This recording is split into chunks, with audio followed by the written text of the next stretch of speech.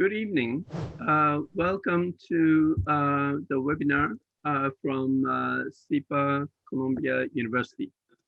And today we are going to have a discussion on international lender of last resort and global liquidity.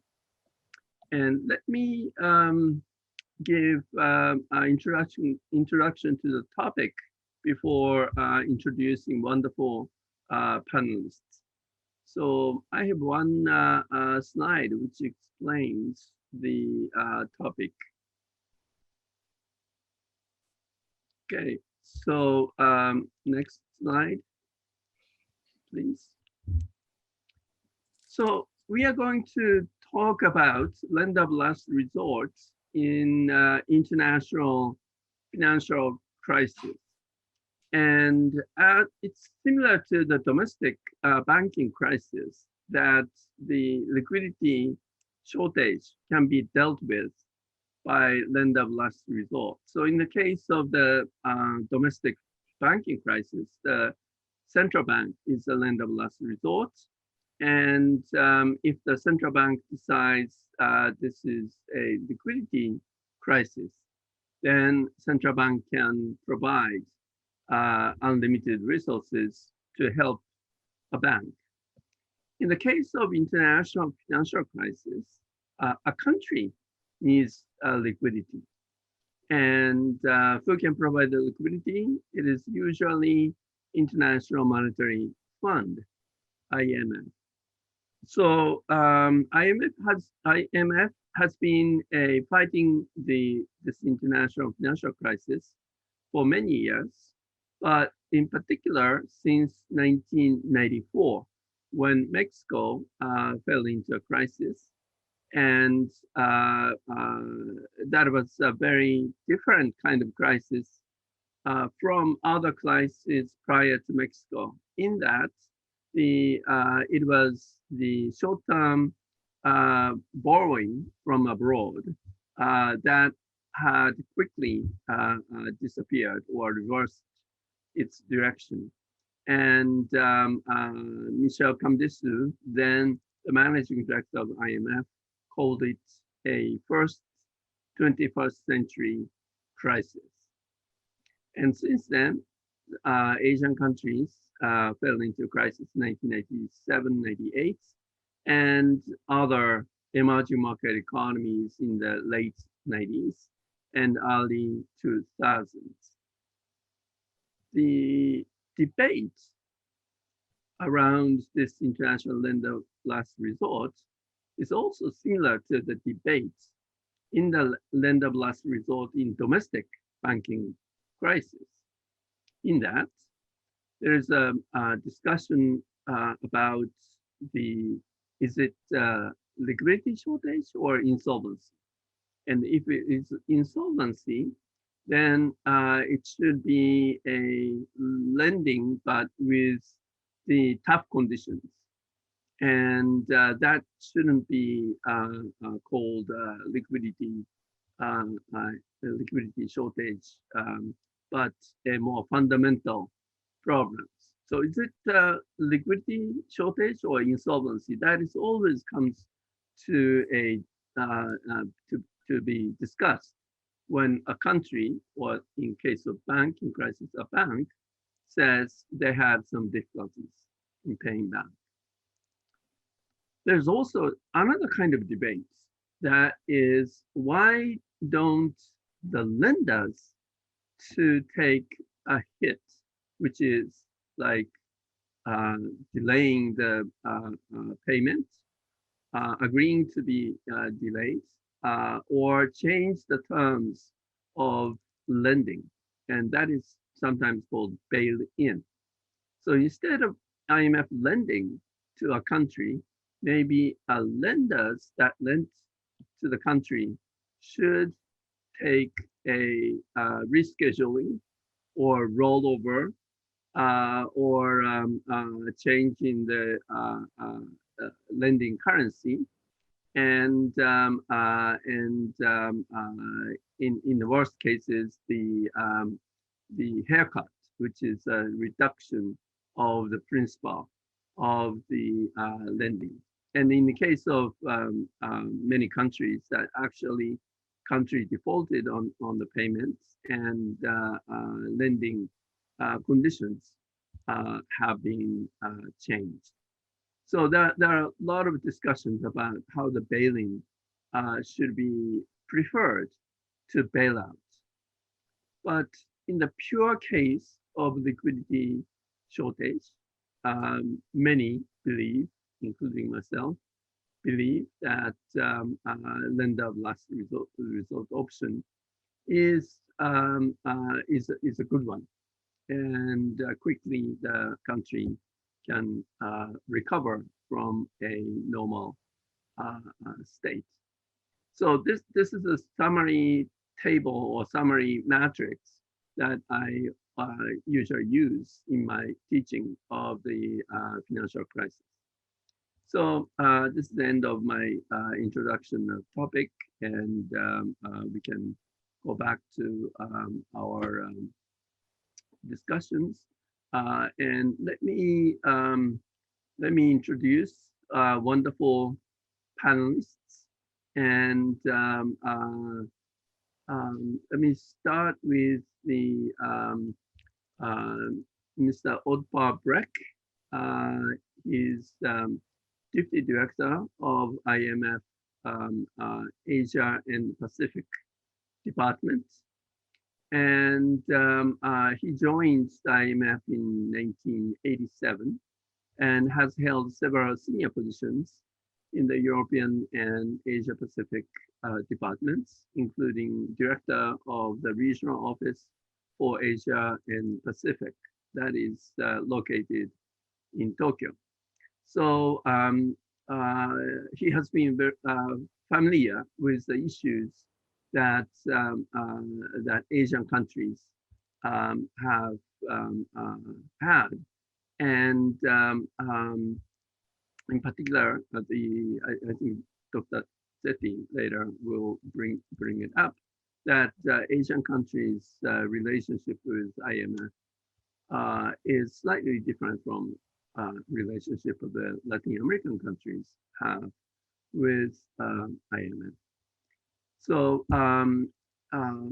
earlier, Mr. Brekk was senior economist at Bank of Norway, and he has a graduate degree in economics from the University of Oslo.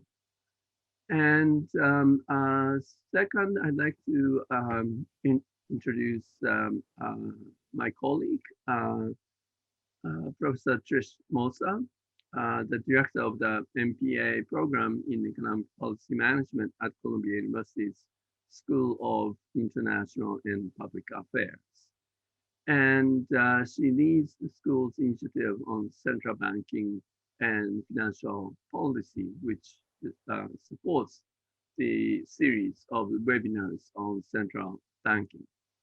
And Professor Mosser was head of research and analysis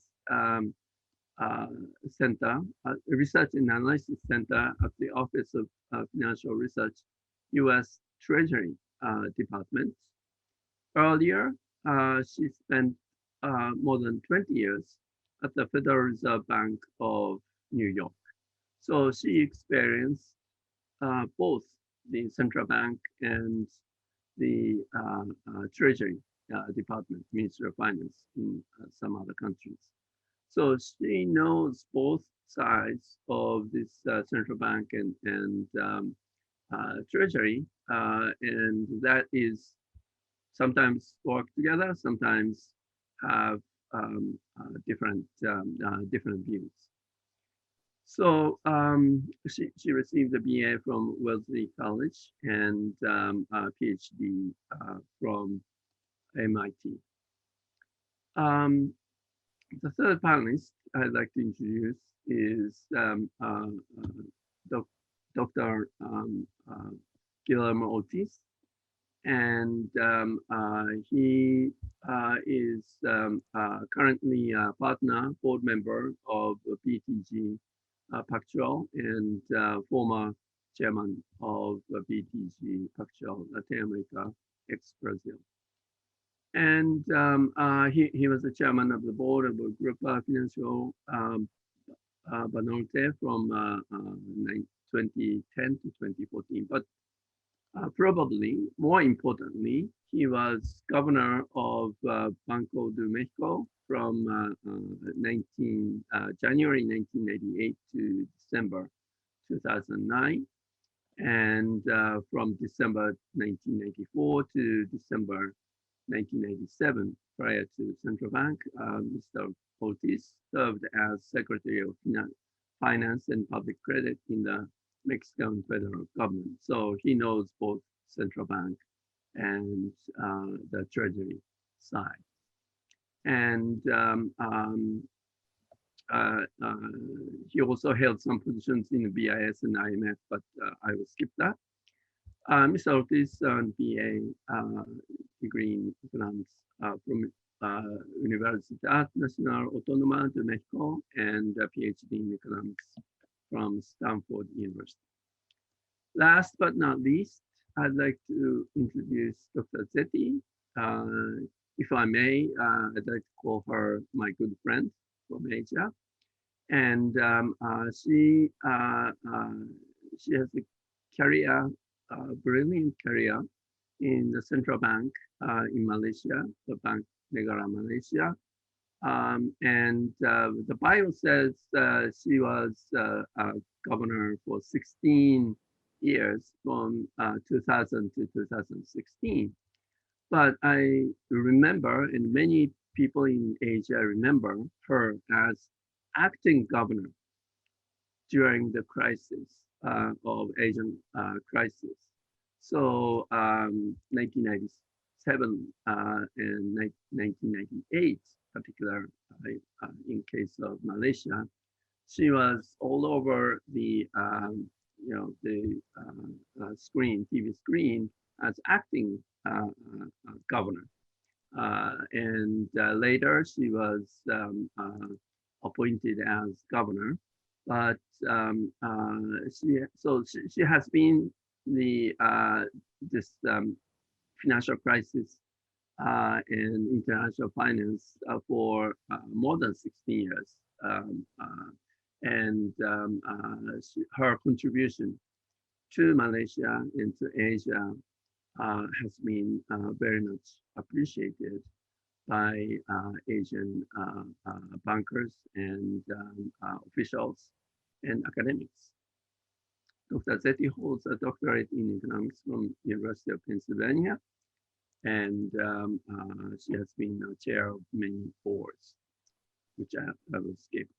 So with this introduction, I'd like to move to panelists' initial remarks, followed by the Q&A session, which I will moderate.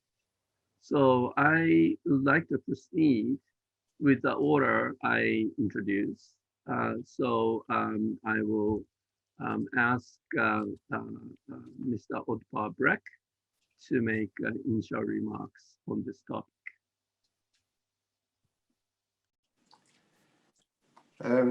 Good morning and good evening.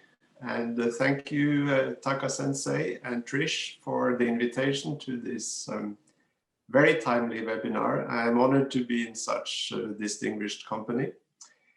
Given the title, we could be looking at a very broad set of issues, as Taka-sensei's slide just now illustrated. So to narrow down my remarks, I will focus mainly on the IMF's work to promote global financial stability, but with a special focus on Asia. Maybe I could have the slides, please.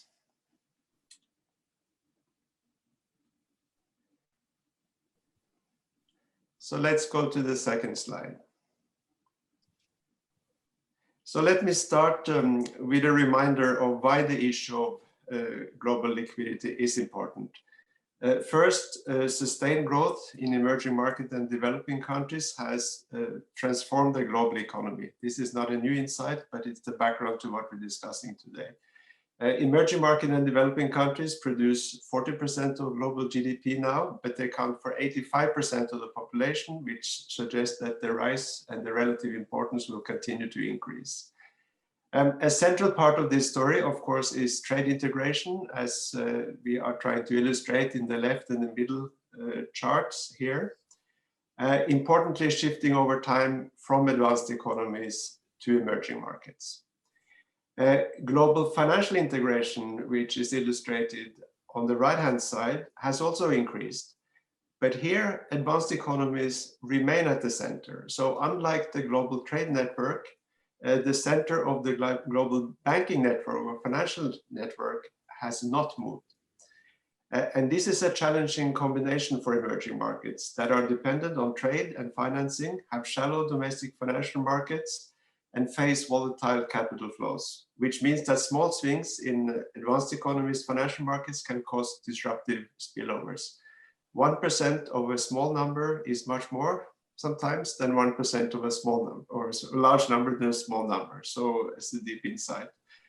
Indeed, the higher trade and financial integration raised the risk of liquidity crisis. When there is a need for foreign currency liquidity, as Taka-sensei said, which the domestic central bank cannot print, the authority's ability to provide liquidity through FXI or directly to market participants is constrained. So this is the basic issue. So the question becomes, how do you preserve confidence within such a global financial and monetary system? What institutional frameworks are called for? Next slide, please. Now, one part of the answer is, of course, to have a strong global financial safety net, or GFSN. Just to remind, the GFSN comprises international reserves, official lending arrangements such as the IMF and regional financing arrangements, market-based instruments, and central bank swap agreements.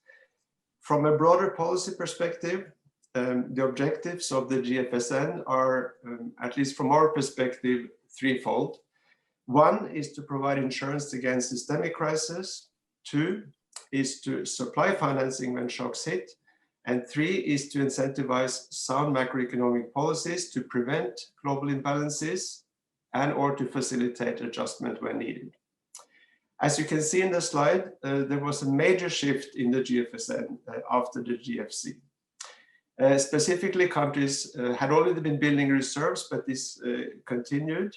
Now, this kind of self-insurance, as we all know, is costly for the countries accumulating reserves, and it also entails important systemic costs and coordination problems. Second, RFAs have developed rapidly. This is quite a notable development. They're in the red part of the yellow or the left chart here. And it's broken down on the right-hand side. So you see the largest is the European Stability Mechanism, DSM, but CMIM in ASEAN +3 is also large. The growing size of RFAs underscore the need for collaboration, and especially with the IMF. Third, bilateral swap arrangements have become a quantitatively important element. They're not shown in the chart because we are not 100% confident that we have consistent numbers, but the number of swap arrangements increased from something like 3 in 2008 to about 470 now. So that gives you a sense of how important they become. Our estimate is that they could account for something like 1.5 trillion, which is actually larger than the IMF. Finally, the IMF has expanded both through bilateral borrowing agreements and through one quota increase in this period. So when you look at all this together, what you see is that GFSN has grown quite rapidly after the global financial crisis, but without an overarching strategy. Different parts have different characteristics along several dimensions in terms of predictability, in terms of speed of access, reliability, in terms of costs, and here I would include what you can call stigma cost, coverage, and incentives for policy adjustment. And this fragmentation has led to shortcomings, notably one, I think three of them, there are many I suppose, but three important one is that there's an uneven coverage across countries. Second is that there's a lack of coordination across different components. And third is that there's overall an inadequate incentive for policy adjustment. Next slide, please. So this shows what has been happening at the IMF since the global financial crisis in terms of our liquidity facilities. And as you can see, we have made several changes in this period. Now, we have had in place a range of liquidity facilities designed to prevent crisis by instilling confidence, essentially, by lending, if you like, IMF credibility and also making liquidity available together with that. So the theoretical case for such facilities would seem fairly straightforward. So we offer the IMF endorsement for countries' policies while also making liquidity available if needed. But in actual fact, very few countries have accessed these over time. So here the slide summarizes the reforms of the liquidity over the last few years. Of course, not listed here, we do have the workhorse of the IMF, which is standby arrangements, which can be precautionary. They were there for a long time, they're still in use. But here are the more, and we have many other lending facilities, but here are the more liquidity focused ones. So we had the short-term liquidity facility adopted in October 2008 in the immediate aftermath of the lemon shock. And this was designed for countries with strong macroeconomic policies that would not call for standard IMF-supported adjustment programs. This facility was never used, and it was terminated in 2019 already. In a sense, it was replaced by the flexible credit line, the FCL, adopted in March 2009, designed for crisis prevention and crisis mitigation for countries, again, with very strong policy frameworks. To date, 5 countries, Chile, Colombia, Mexico, Peru, and Poland, have used the FCL. And we think that the FCL has provided a valuable backstop for these countries, helping to boost market confidence. Also, the precautionary and liquidity line is intended for countries with some policies, but where there are some remaining vulnerabilities. This one has been used, in fact, only by 2 countries. Finally, this year in October, we established the SLL, which is designed to further strengthen the GFSN by serving as a backdrop for countries with very strong policies and fundamentals again. And it's designed specifically to minimize quote-unquote fund stigma by essentially eschewing any conditionality, but it has not yet been used. In addition to these facilities, as part of the broader work on the global financial safety net, in 2017, the fund established what we call the Policy Support Instrument, PSI, which does not involve lending, but it's a policy program that is designed to help, and IMF approved in a sense, designed to help countries unlock official and private financing by demonstrating a commitment to a reform agenda. And we have also, in 2017, as part of the same work agenda, adopted principles for IMF collaboration with RFAs. Next slide, please. So here's my, let's see, final point, the IMF. So this should be a slide before that, or maybe not. No, okay, sorry. So here's my final point. So the IMF's role in fostering international stability and prevent crisis goes beyond overlending. And here, let us keep in mind that domestic policies and global policy coordination can help reduce the need for reserves and other liquidity, and also contribute to global financial stability, which is ultimately the goal. And the IMF's mandate is precisely the promotion of global economic and financial stability through cooperation. To quote Article 1 of the fund's Articles of Agreement, the purpose of the IMF is, quote unquote, to promote international monetary cooperation through a permanent institution, unquote. One point to note here is that in comparison to the bilateral swap arrangements that are governed by national central bank mandates, the fund's mandate covers all 190 member countries.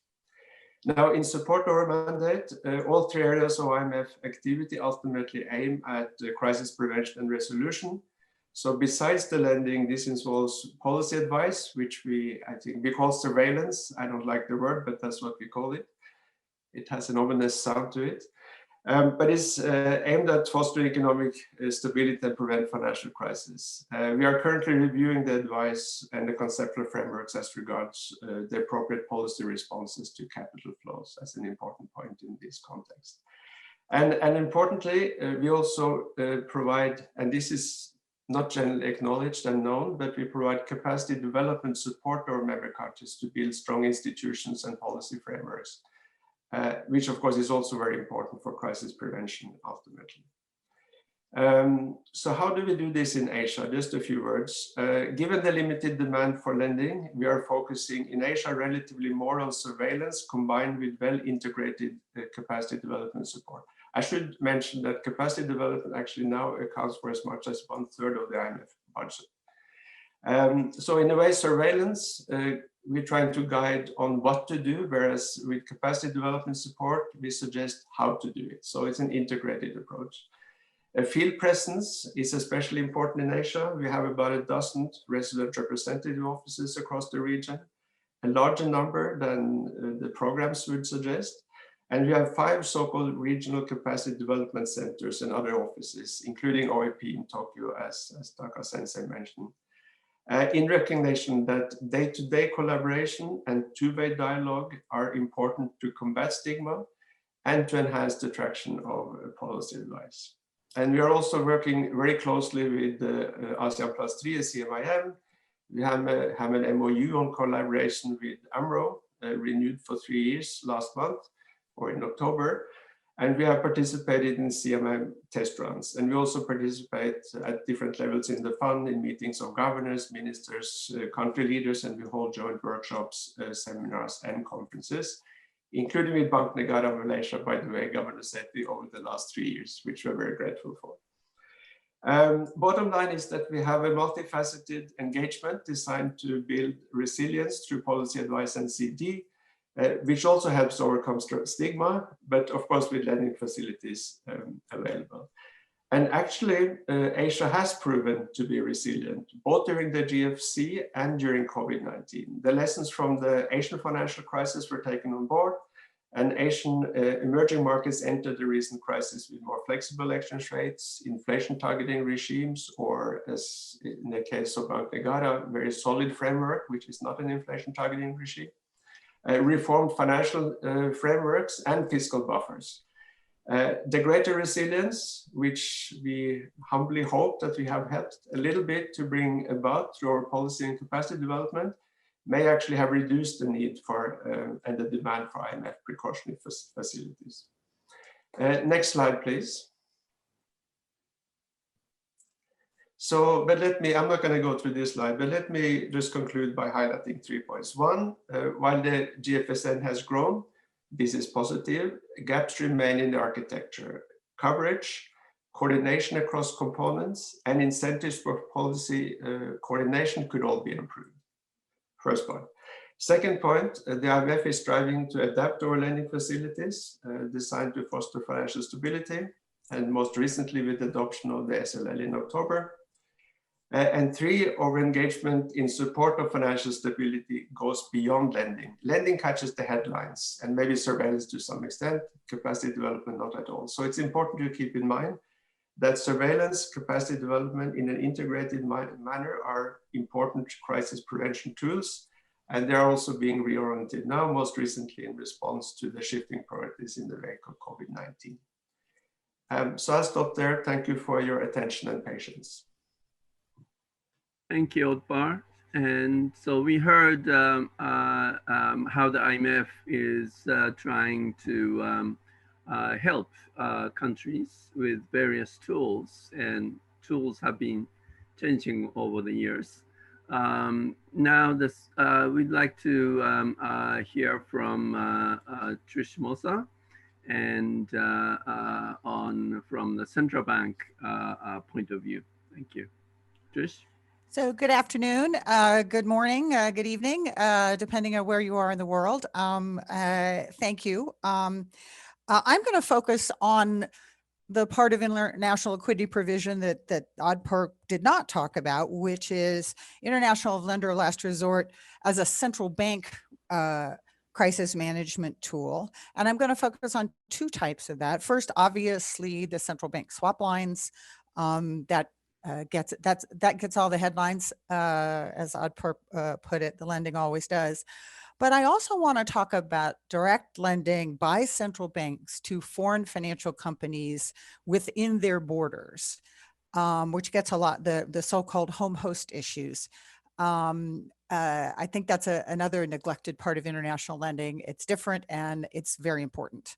So let me actually start with that second category, direct lending by central banks at home. The conditions, if you like, under which a central bank, a host central bank, as the terminology goes, lends to a foreign financial institution, a foreign bank in their countries, and typically they use the same criteria to determine lending capacity and availability and so forth, as they would for a domestic financial institution. Now we kind of take that for granted, but that's actually not the way it's always been. And in fact, it's a convention. It's a convention amongst central banks, lender of last resort, and it's largely an outcome of the Basel process. So it's been since the 1980s. And effectively, the way it works is a host central bank relies on a home regulator, if you like, the home country regulator of the foreign bank who's there to borrow, on the determination of solvency versus liquidity issues, for example. Again, if you have then, in addition to that, good collateral, then you're allowed to borrow. And the basic idea is Basel sets a floor. It sets a basic solvency standard for banks around the world. And if you meet that standard, then even though I, as the host central bank, don't regulate you per se, only see part of your business, and you may have very limited amounts of capital and liquidity actually in my country or in my jurisdiction, but I lend to you anyway on a way that I would to a domestic institution. If you like, this is sort of a handshake international agreement. It's not written down. It's not formally part of Basel. It just is. And frankly, it's a pretty good system. It's logical, it's self-reinforcing, except during a crisis. And then it's not so great for a few reasons. First of all, as my colleague Taki Ito just pointed out, determining liquidity versus solvency in a crisis is incredibly difficult to do, even if you're the home regulator and you have lots and lots of good information. It's just incredibly difficult to do. In addition, the adverse selection and moral hazard that a host central bank faces in this particular circumstance can be very large, particularly if they have very limited regulatory insight into the institutions that are borrowing from them. So in a crisis, a handshake deal, absent a hard agreement, may not cut it, and it hasn't. It leads to incredibly difficult conversations. It's a classic asymmetric information problem, I guess. Last but not least, even if everybody's satisfied that an international bank is solvent, they may not have any collateral to borrow in the country, or they may not have enough given how much in a particular currency they want to borrow. So it's not too surprising that in the situations like the great financial crisis, or even the financial turmoil last spring, in response to the COVID crisis, that this type of direct lending, international lender of last resort by central banks is simply not enough. It's not sufficient. Of course, the central bank swap lines are a partial solution to that problem, and so a little bit of history. The swap lines obviously started as a bilateral arrangement. Actually, the first one between the Fed and the ECB was actually after September 11, 2001. It was not during the financial crisis. It only lasted 2 days, but it was sort of a crisis proof of concept, if you like. Now, these are odd transactions. I've given an example here on this slide of a transaction between the Bank of Korea and the Fed lending dollars to the Bank of Korea, who then on-lends it to the banks in their jurisdiction. They're odd transactions in that they're not really swaps, first of all. They're actually repos, or closer to repos, but between the two central banks. The relationship in my example here between the Fed and the Bank of Korea is basically the Fed lends dollars, the Bank of Korea gives them won, effectively currency, as collateral. The won is not actually used for anything, it simply sits there as collateral. And then the dollars are on lent. What is good about this structure is that the home central bank doing the lending, the Bank of Korea in my example, that's then doing lending to the banks in their jurisdiction, is actually taking the counterparty risk and the collateral risk and determining the collateral rules for who is borrowing from them. The host central bank, in this case, the Fed, is actually taking the liquidity risk. In other words, they are basically giving up control of their balance sheet, or at least a portion of their balance sheet. And they are taking obviously sovereign risk with respect to Korea. But that's a better alignment of risks in the sense of the Bank of Korea is going to have much better information about who is solvent versus who is just illiquid amongst their borrowers. I do want to make one important structural point, and that is that the lines amongst the advanced economies that are home to the largest global financial institutions are structured a bit differently. The basic structure I gave you before is the same, but they are much, much, much more highly coordinated. And this goes to the point that Odd Per made very well, I thought, in his slides about the globalization of finance and in banking has remained largely amongst the advanced economies in terms of its growth. And has not changed as dramatically as trade in the real economy has. And these lines are very much a reflection of that.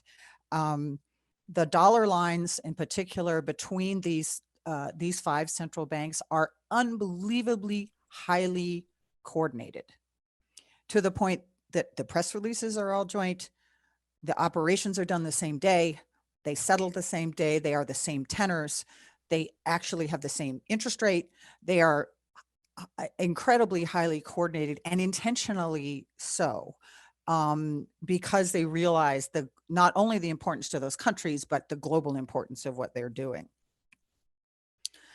That said, and in the end, the central bank liquidity swaps have been a very important crisis management tool. In the case of the Fed's US dollar lines, which I managed during the global financial crisis, they are also exceptionally large. Both in 2007, 2009, and this past spring, they are by far the largest single lending facility that the Federal Reserve has. They peaked at $600 billion in December of 2008, and they were $450 billion this past spring in April. So in this particular case, the Fed absolutely does not control the size of its balance sheet when it decides to open up when those swap lines are opened up for use. Let me finish with some practicalities, some experience and some lessons that I think we have learned. The first, of course, is the importance of benchmark currencies, and most particularly the US dollar, in a globalized financial system. It is growing.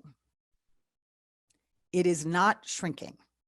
Research from the BIS and others makes it very clear that the role of the dollar in finance continues to massively, massively outsize the importance of the US economy economically in the globe.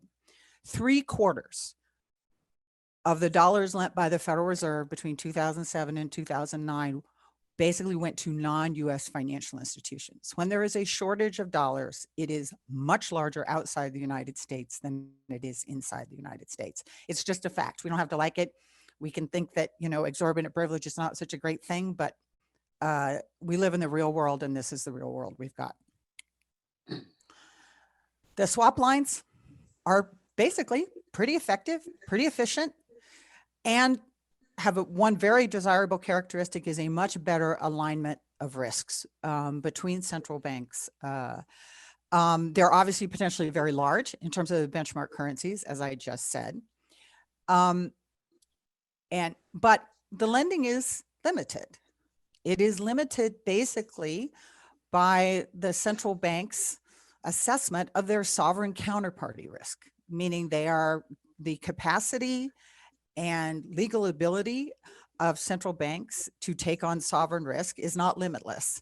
And so it is at best a partial solution. I agree completely with what Per said earlier. It is at best a limited solution. So let me for a minute make just a couple of comments about the other types of lender of last resort. So it's very clear that self-insurance through foreign exchange reserves, large ones. In addition, the regional arrangements and the IMF direct lending capacity that Per described so well are critically important. They're particularly important for small economies, developing and emerging economies. I certainly continue to hope that they can be grown and even better coordinated. But I do want to point out that they are necessarily ultimately limited in size. There's only one institution that can flexibly and pretty much instantaneously massively increase liquidity in a currency, and that's its central bank. And so I think with that, I will go back to what I said before, that direct central bank lending to international banks, the home host problem, is still very important. It's often half of what the Federal Reserve lends in terms of dollars or more inside the United States. I'm not talking about the swap lines, I mean inside the United States. And it's still very fraught for all the reasons that I just mentioned. And let me really emphasize here that while my part of the talk here has been mostly about large economies, I want to point out that the direct lending problem is not just a large economy problem. I was recently reminded of telephone calls that I received during the global financial crisis from EM central banks asking if they should lend to a large US financial institution who is active in their country.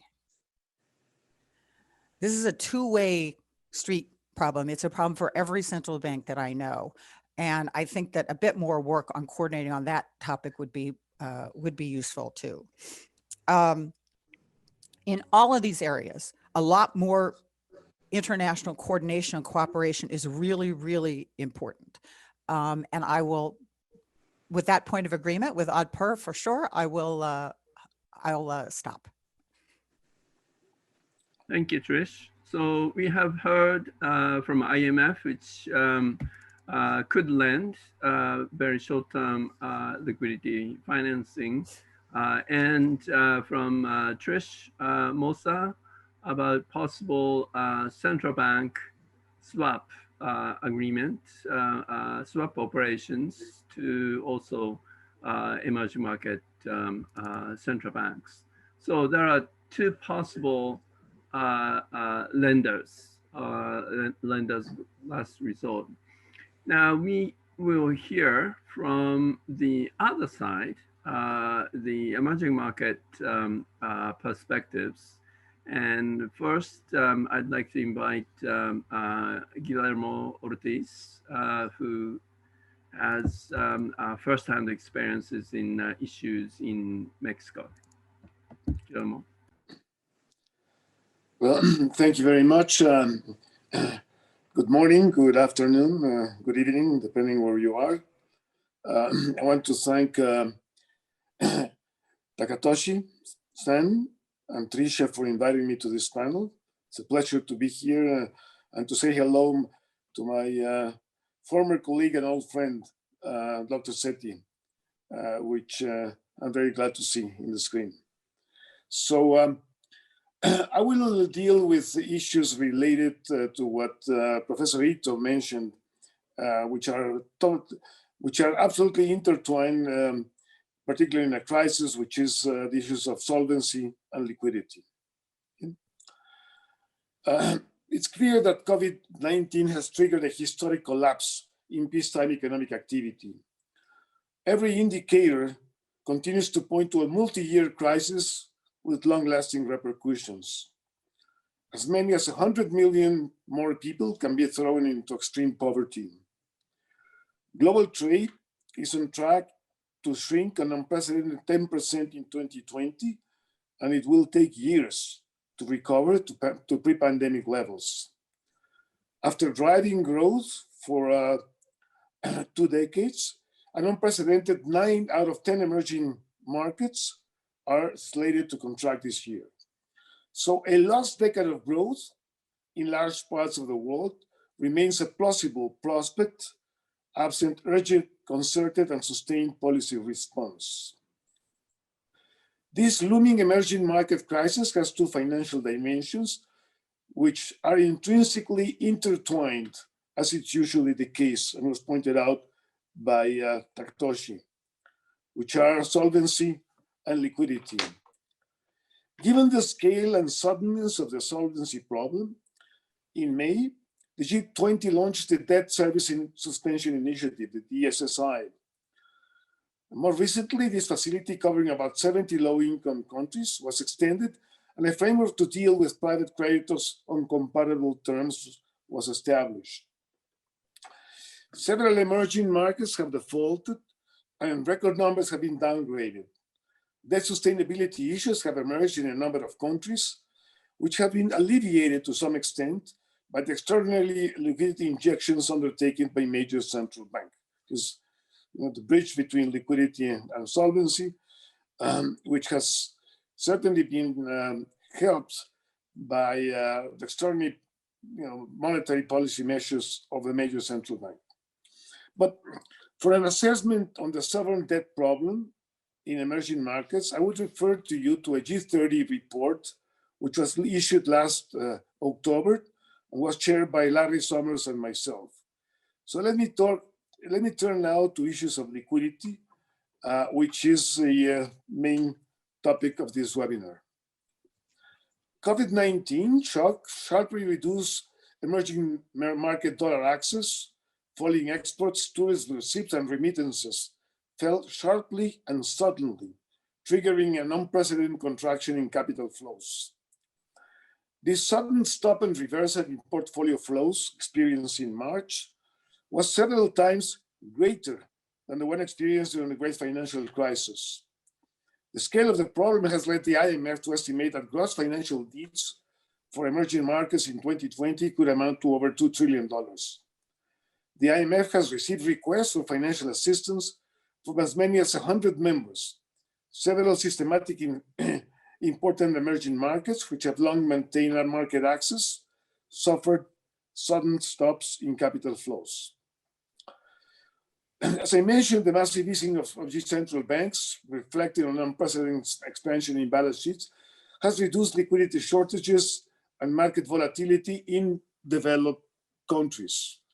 Undoubtedly, these policies have also had positive spillovers, easing financial conditions globally and tempering the initial shock for emerging markets.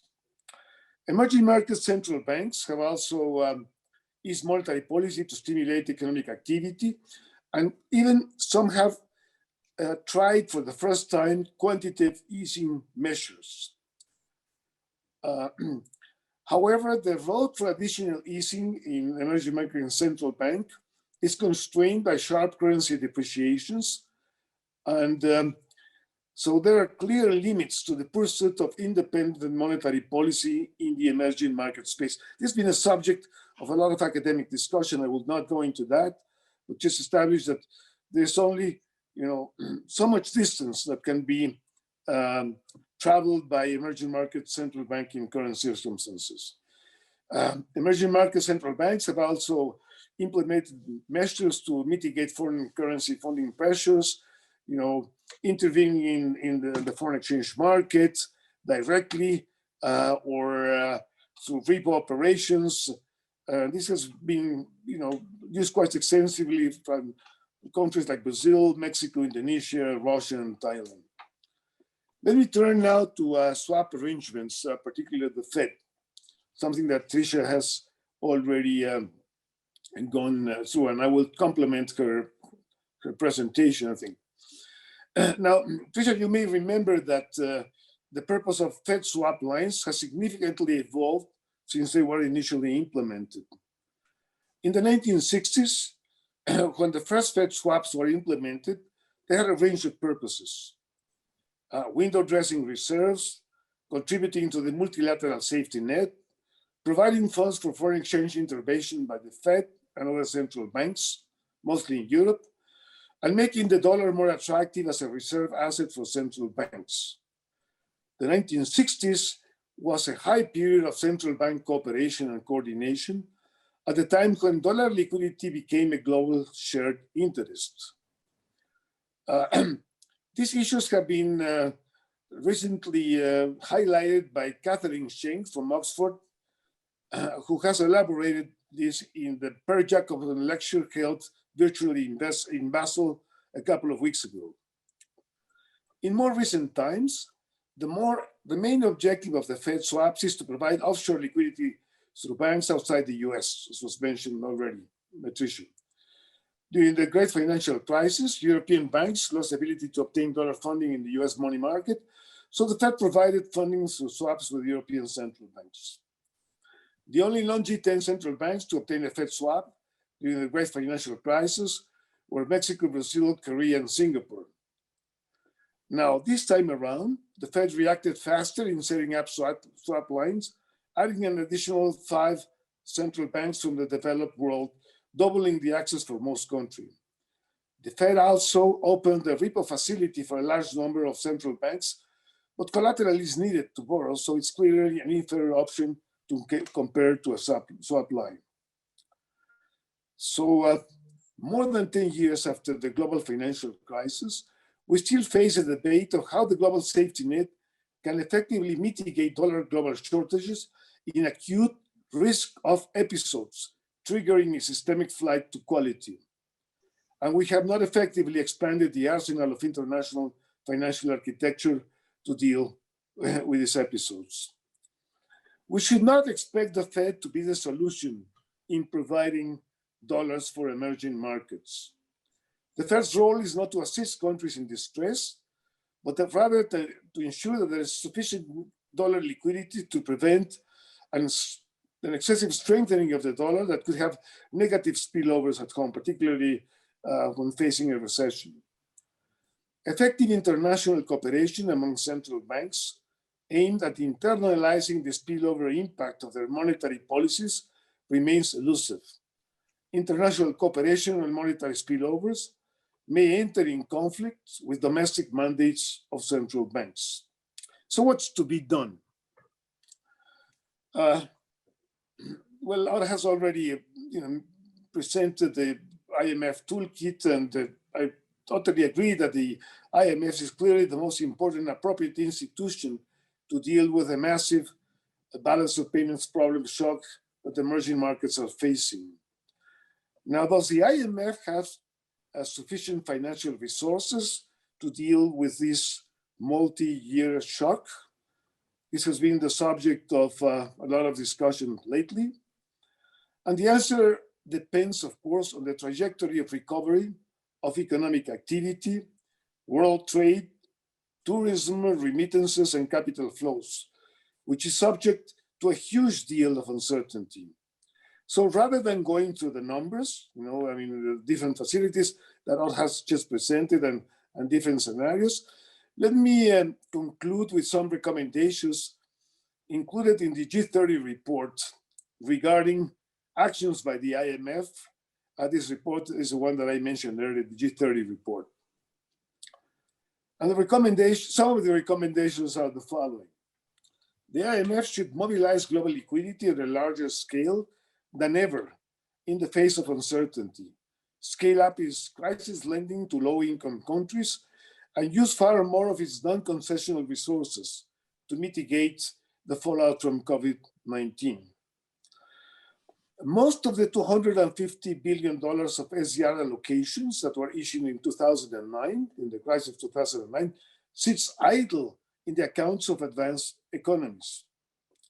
So countries with limited reserve needs and stronger reserve positions could pool their SDR contribution in an IMF administered account which in turn could be lent to poor countries in a time frame agreed with the donors.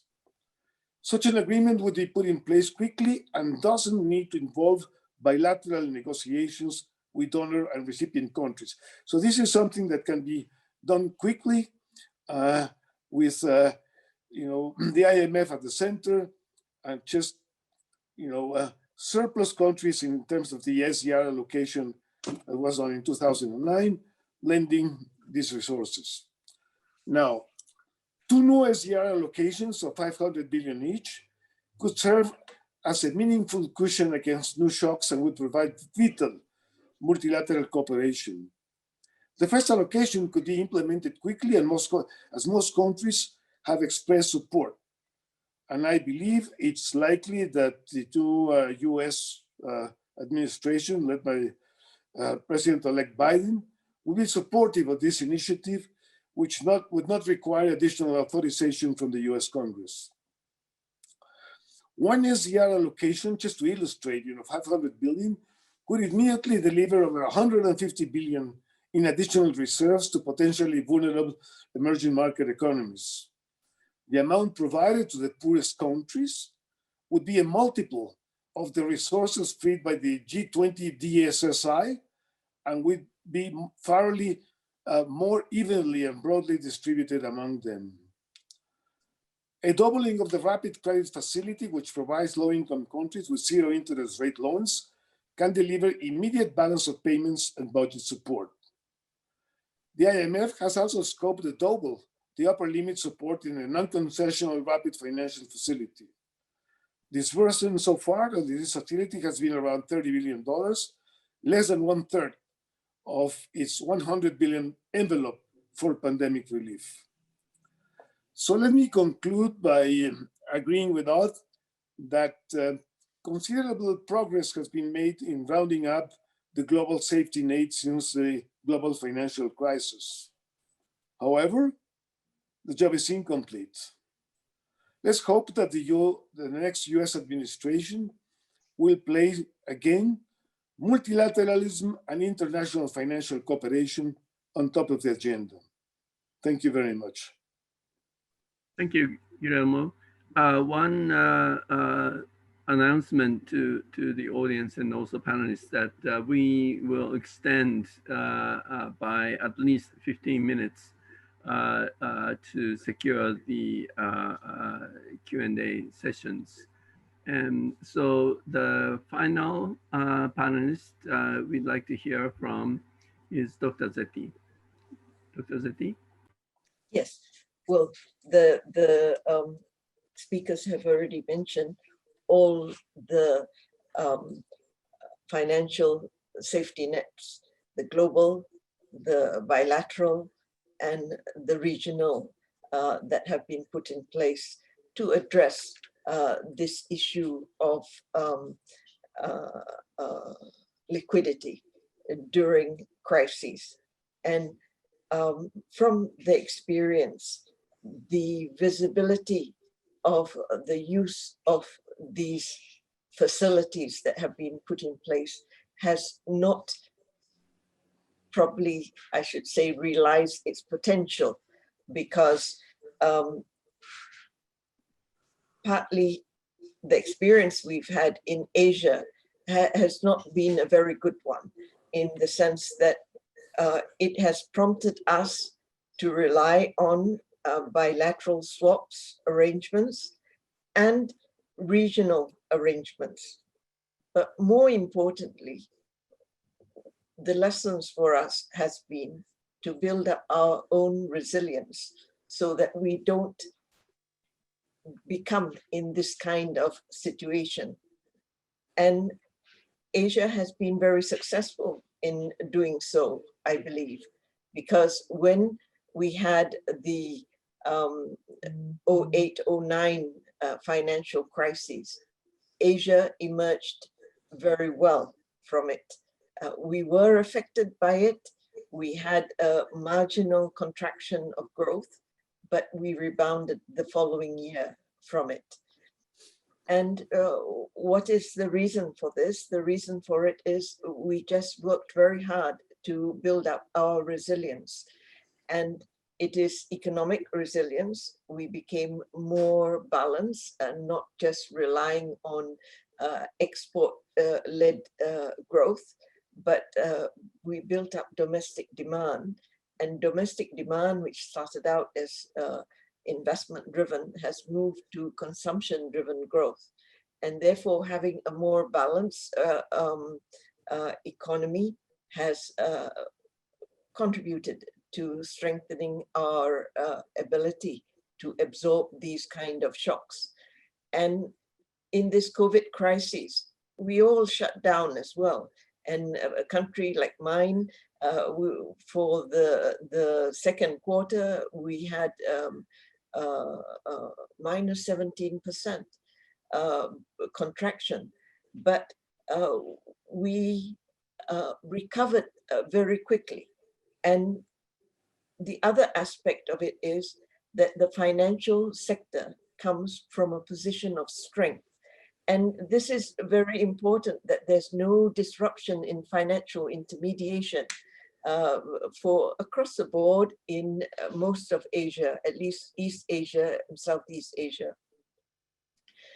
And this is as a result of the decade-long, during the good times, to undertake the financial reforms and to strengthen the financial infrastructure, building up the domestic bond market so that you rely on domestic sources of financing, and then deregulating and liberalizing and having more flexible exchange rate regimes. But all this was done very gradually. And I don't want to be unkind to the IMF, but when they make the point that the market is always right and you should deregulate and liberalize and everything will fall in place, it doesn't. And we need to put in place the preconditions for it. And that is exactly what we did. We put in the preconditions in place, and therefore we transition into these more flexible regimes and market-oriented financial systems so that they performed efficiently. And then most importantly for Asia, and this also we have the regional financial safety net that we've come together. And it is not without the kind of issues that might surface on moral hazard, for example, because what we have done is heightened the level and capability of our surveillance. And therefore, this is the point that I want to make also, that IMF needs to collaborate more with different parts of the world, especially groupings, because to take into account the expertise and the experience that resides in the region, knowing the region better. And so yes, there are initiatives, and the second largest fund for this regional financial safety net after Europe is Southeast Asia, that has been put in place so that we have that. But it is supported by not only the surveillance mechanism that is a network that is in place in East Asia, but they have also a crisis management system. And 4 years ago, before I left central banking, we had a simulation. And within that simulation, all the governors of the Asia Pacific, when there was a trigger that there was a crisis was imminent, they could come together. It was given for the protocols and so on, that we would come together within 2 hours, but we were able to do it within 45 minutes. So I'm sure now it's even better 4 years hence. that we have the framework in place. If it's financial institutions with systemic implications trigger the crises, or whether it's capital flows leaving our systems, we have the response in place, and we share the options and our experience on how to deal with it. So all this, so I would put economic rebalancing, financial sector strengthening, and regional integration as being the three key areas that have built up our very strong resilience. And even for this COVID, when the health aspect has been brought under control, and in many parts of Asia, it has been brought into control, the economy starts recovering. For every crisis, the recovery came the following year, and the recovery came 5-6% to most of the economies. So that is the lesson for us. While it's good to have these global financial safety nets in place, it is also the other aspect is the building of resilience so that you're better positioned to absorb the shocks. Thank you. Thank you, Dr. Zeti. And again, to the audience, we are in the overtime, but I'd like to carry on the Q&A sessions, and at least 2 questions. One centered around IMF lending, and second on the central bank swap lines. So the first question I'd like to ask is just directly following Dr. Zeti's remarks, and she put it, I would say, rather softly, that about Asia's positions, and I think since 1997-98, Asia has been calling for bigger funds without conditionality, because it is often, in the case of the Asia, liquidity crisis, and give us the short-term but the large amount of lending without conditionality, and that is based on the experience in 97-98 that Asia was treated rather harshly, that there was no fundamental problems, but it was regarded as more solvency problem and lots of conditionality which didn't work well. That is a reason that it is called now IMF stigma, which Otpar also mentioned, and that led to sort of a self-insurance, which means that build up large reserves so that you have the cushion, and also building up the resilience, which is good. Good byproducts, I would say, of the IMF stigma. But still, there is a sort of distance between Asian countries and IMF on this issue of safety net, that the size and the conditionality.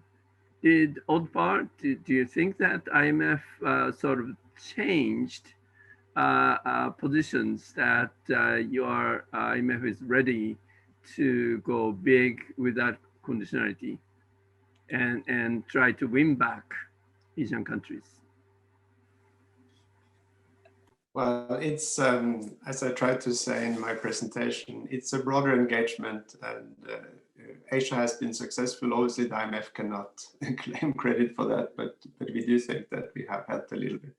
But let me say, maybe comment briefly on what Governor Zeti said, what Governor Ortiz said, and then I'll say a few words, perhaps if you agree with about liquidity facilities.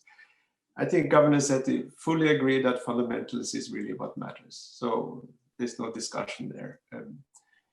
Also that we should collaborate more closely. This is music to my ears. And for us, it's important to make this a two-way dialogue. We have learned a lot from the collaboration with ASEAN, Malaysia including, on issues like capital flow management measures and so on. Or it used to be called capital controls. Now it's got this new name. So engagement, yes, fundamentals matter. Governor Ortiz talked about the SDRs. This is obviously a very active debate. Many fund members have indicated support for a general allocation. We had one in 2009 when John Lipsky was first deputy managing director. He's on this call, I noticed, and I had the honor to work for him. But support falls short of the 85% voting majority that are needed according to the Articles of Agreement. So against this background, we have been encouraging the use of existing SDRs to scale up concessional financing to help low-income countries. And about 2/3, 9.6 billion SDRs of the 15.9 in the new PRGT loan resources have actually been in the form of SDRs. Third point is that we're also exploring options to use SDRs to set up a fund to support small developing states that have been hard hit. So we're working on this agenda, but we obviously need the support of our member countries. Now, on the lending facilities, well, we think that the fund's precautionary lending tools should be and have been an attractive option for some countries to ease market access.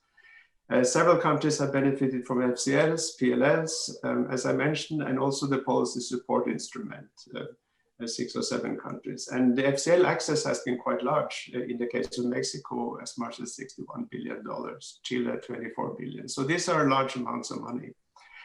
Regarding the SLL, which is the latest edition, you know, is this a big change or not? Of course, the GFSN has evolved organically and gradually over the last few decades. So it's difficult to say that one particular development is a game changer per se. Still, the SLL is the first addition to the IMF's lending toolkit in a decade, and it fills a gap in the GFSN by providing a liquidity backstop for members who face potential but moderate and short-term liquidity needs. And as I mentioned, it's designed specifically to avoid stigma by containing no conditionality and actually coming in the form of an offer from the IMF instead of a request from the country authorities. And it has innovative features. I'm not going to go on, but it is designed exactly to make it, I guess you could say, easier to access. So I'll stop there. Thank you. Thank you very much, Dr. Zeti. So Asia, you know, besides your point that Asia made so much efforts to build up the resilience and self-insurance, that Asia also has built up this Chiang Initiative multilateralization, CMIM, but it has not been tested, that it was not triggered in even some countries may have benefited from getting regional financing. But what is the status of CMIM? And also I'd like to bring in this AMRO, role of AMRO as a surveillance organization in Asia. So fill us about current thinking about CMIM and AMRO, please. Yes, it is recognized that if it cannot be the only source, if, for example, every country in the region is affected, then that will be an issue. But if it is only 1 or 2 countries, then it should be sufficient to address it. Just there's tremendous solidarity amongst ASEAN and the Asia Pacific, I should say. They've just recently signed a trade agreement, RCEP, 2 weeks ago. And that's amazing during the height of the crisis. Of course, they've worked on it since 2012, but they've come together. Then it's not only ASEAN +3, but it's included New Zealand and Australia as well. And So when, in fact, the meeting was in Tokyo when the crisis erupted in Thailand in 1997, the IMF called us, and I was there in Tokyo, where, of course, Thailand was lambasted by the Europeans who said they wouldn't contribute to a rescue fund, but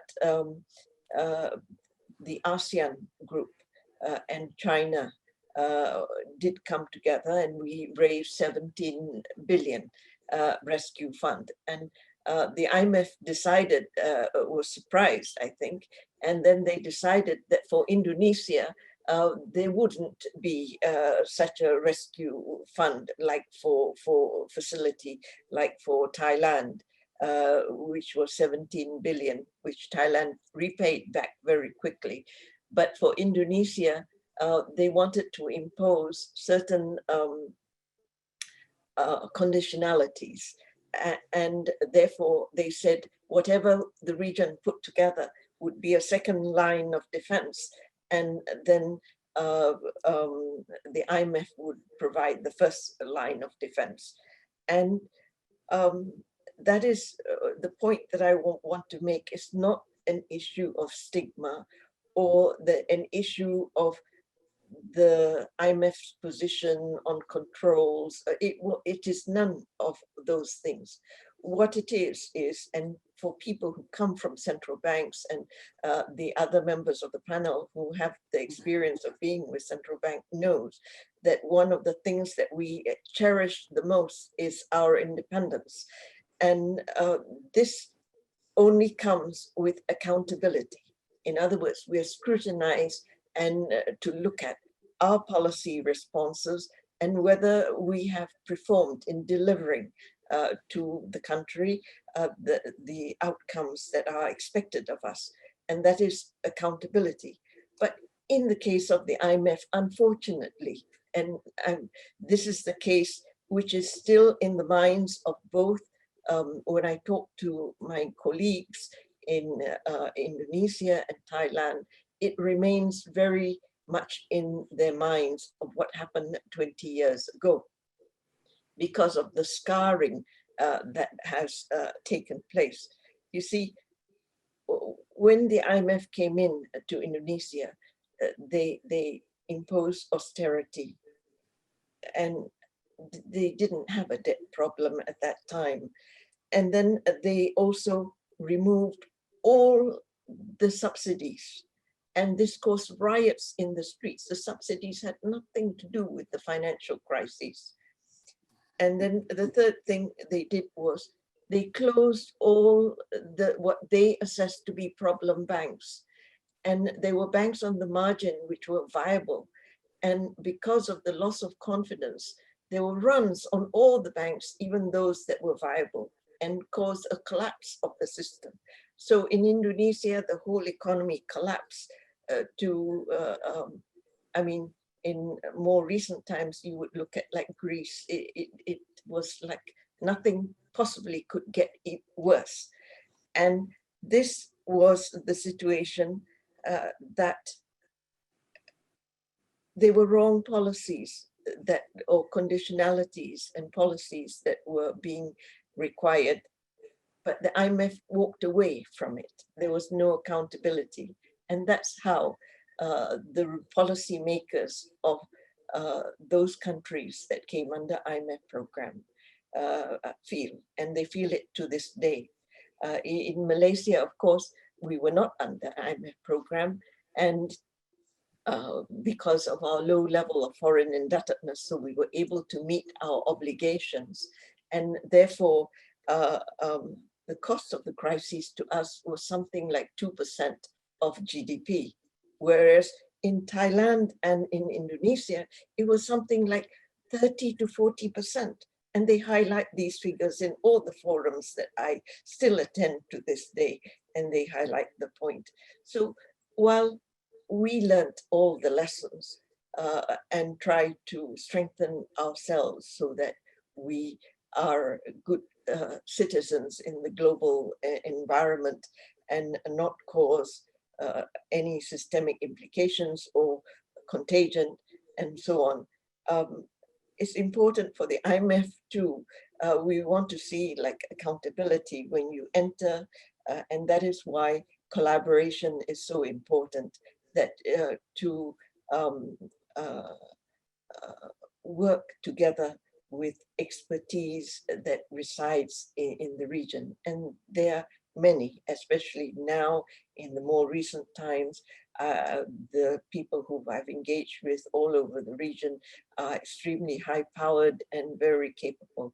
And they've spent a lot of time strengthening their institutional capability, institutional competence of the policymakers in many of these countries. Dr. Zeti, thank you very much. Now we know IMF stigma, where it comes from, and I'm sure Odpa wants to say, rebut some of the points, but I think we have very limited time left.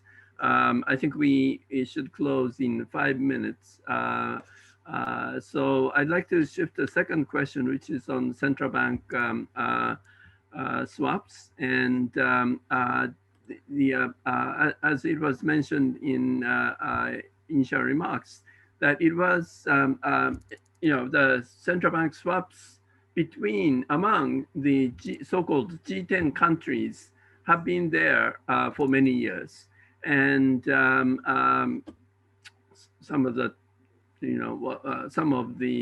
10 central banks have merged to ECB, but those advanced countries arrangements have been there for a long time. But what made interesting was that when the Federal Reserve extended the swap lines to 4 emerging market economies in 2008, and as Ortiz mentioned this year, 2020, same 4 countries plus some more countries as the central bank swap lines, let's say, eligible central banks from the viewpoint of Federal Reserve or United States. And I know at least one Asian countries applied for the swap lines, but was rejected by the Federal Reserve. So how do you draw the line? Which emerging market central banks could get this wonderful central bank swap lines with no conditionality? Trish? So thank you, I think, Taka, for asking me that question. But more seriously, this is exactly the reason I said that the central bank swap lines, either multilateral or bilateral, have their limits. And one of the limits, the very significant ones, and we'll use the Fed example, is the capacity or willingness and ability, and those 2 words really matter, to take on sovereign risk, particularly sovereign risk is potentially quite large.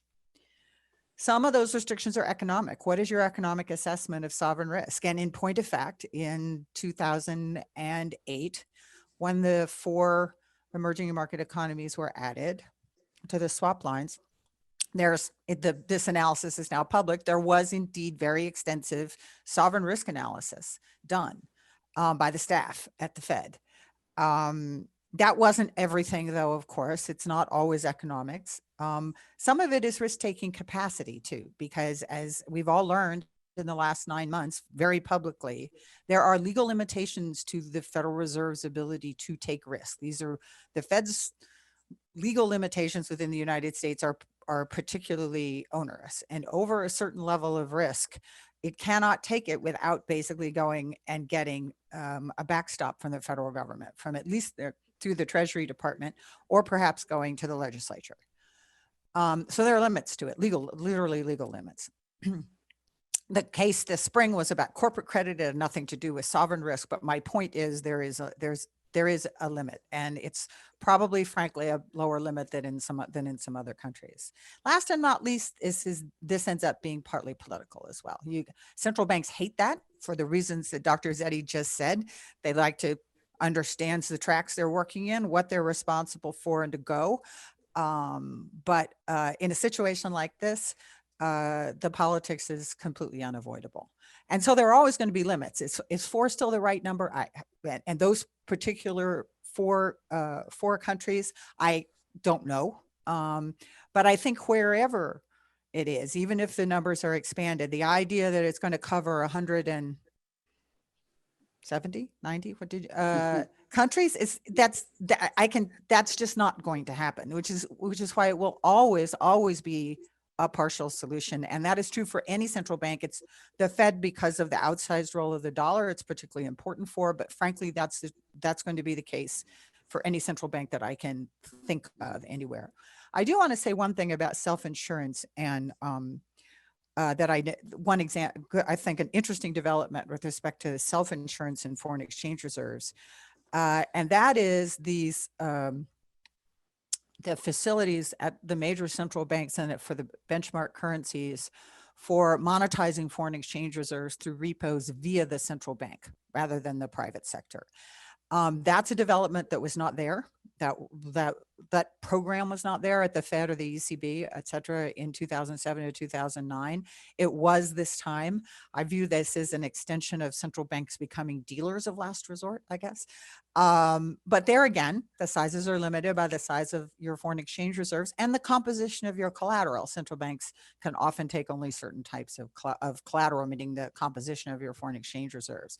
Nonetheless, systematizing it, making it widely available to a broad group of countries because of the high quality collateral typically, that's an important development, it seems to me, particularly for smaller economies.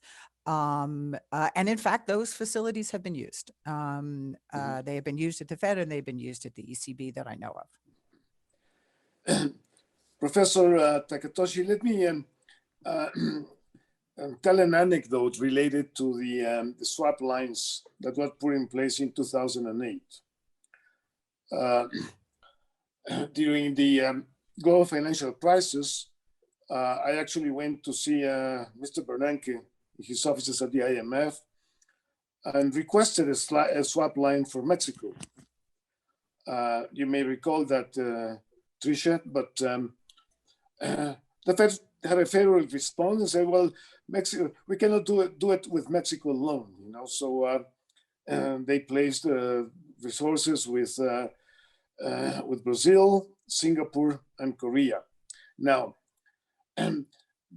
these, I mean, the main purpose of of us asking the swap line was to strengthen the financial position of Mexico. We had previously negotiated the CCL with John Lipsky, so we had to increase our, let's say, safety net and arsenal. You know?